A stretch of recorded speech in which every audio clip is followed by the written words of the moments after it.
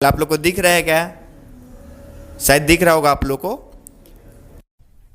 अरे कहना क्या चाहते हो? अरे भाई आज इंस्टाग्राम चलाने का मन कर रहा है, सोचा कि चलो आज इंस्टाग्राम खोल लेते हैं, क्योंकि आज अपने पास कोई कंटेंट नहीं है, इसलिए आज इंस्टाग्राम चलाने का मन कर रहा है। तो रुकिए आज आप लोग को इंस्टाग्राम दिखाते हैं, अपने इंस्टाग्राम चलाते हुए दिखा रहे हैं आप लोग को।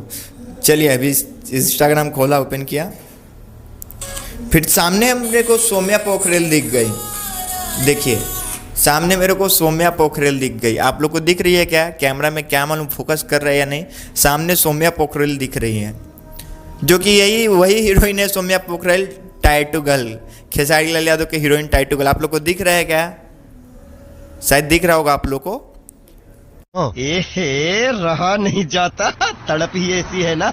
नहीं, क्योंकि ये वही हीरोइन है जो खेसारी लाल यादव के हीरोइन है, सौम्या पोखरेल टाइटू गर्ल, जो कि कुछ अलग खर्चे दिख रही हैं इस वीडियो में। मैंने सोचा चलो रील्स दिखाओ, तो सामने तो दिख गई भैया सौम्या पोखरेल, जो कि एक खेसारी लाल यादव को हीरोइन मानी जाती है।